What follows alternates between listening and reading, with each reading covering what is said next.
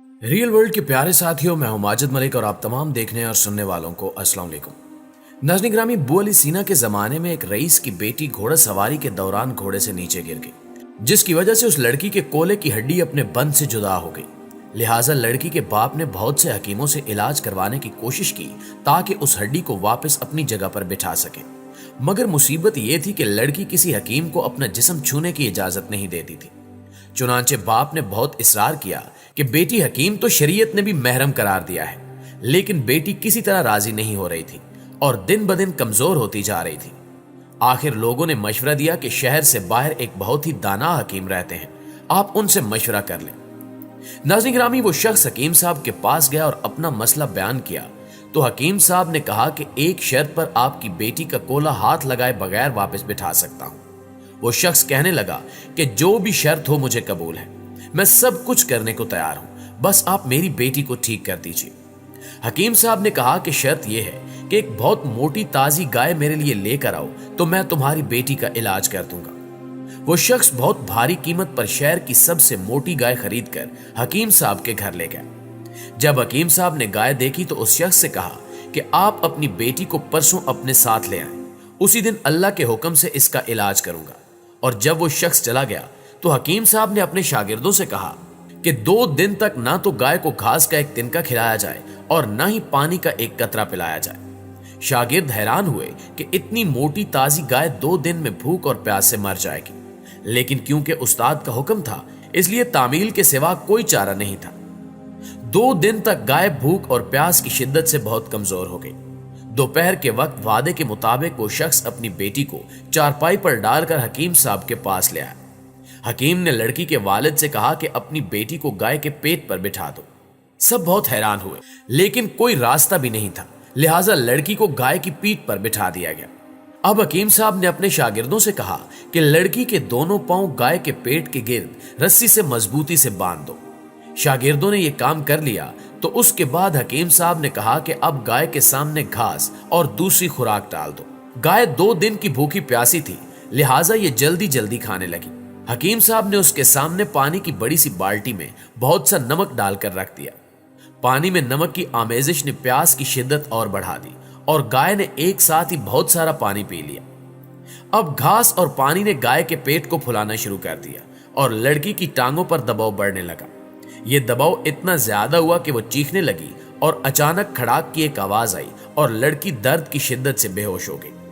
हकीम साहब ने लड़की को गाय से उतरवाकर उसके वालिद के सपुर्द किया और कहा कि आपकी बेटी के कोले की हड्डी अपनी जगह वापस आ चुकी है और ये गाय आज से मेरी है।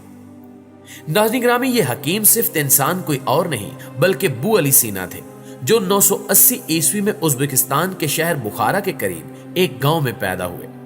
आपका असल नाम हुसैन था, जबकि आपको मशरिक और मगरिब में तिब का इमाम माना जाता है।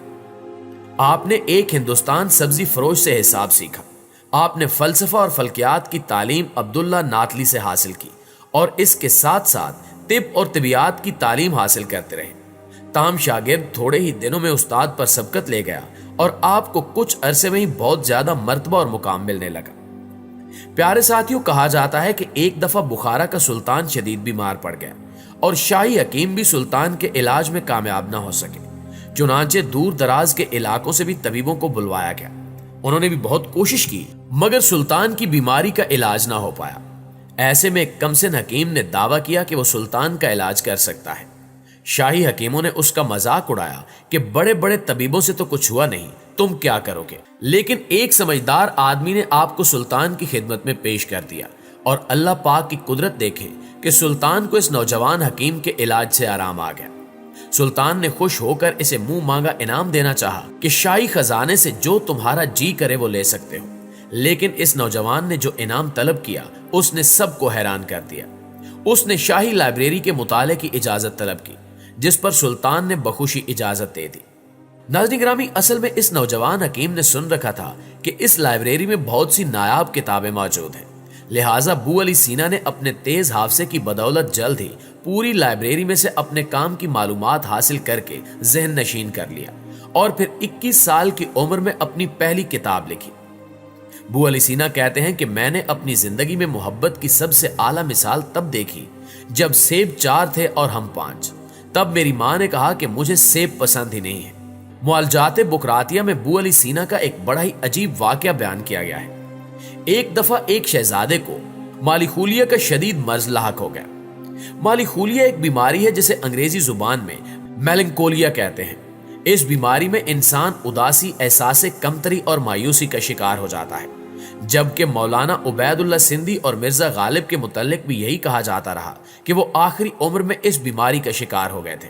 چنانچہ اس بیماری میں مبتلا اس شہزادے کے دماغ میں یہ بات بیٹھ گئی کہ وہ گائے بن گیا ہے، جس کی وجہ سے وہ بالکل گائے کی طرح آوازیں نکالتا اور ہر شخص سے کہتا کہ مجھے ذبح کر دو کیونکہ میرا گوشت نہایت ہی لذیذ ہے۔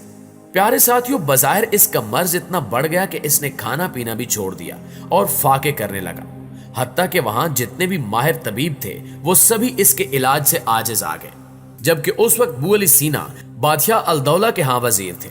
چنانچہ جب بادشاہ نے شہزادے کی حالت زار پر اصرار کیا تو بو علی سینا نے شہزادے کے علاج پر آمادگی ظاہر کی، اور ایک روز بو علی سینا نے شہزادے کو پیغام بھجوایا کہ خوش ہو جاؤ، تمہیں ذبح کرنے کے لیے قصاب آ رہا ہے، جس پر شہزادہ خوشی سے جھوم اٹھا اور بڑی بے چینی سے قصاب کا انتظار کرنے لگا۔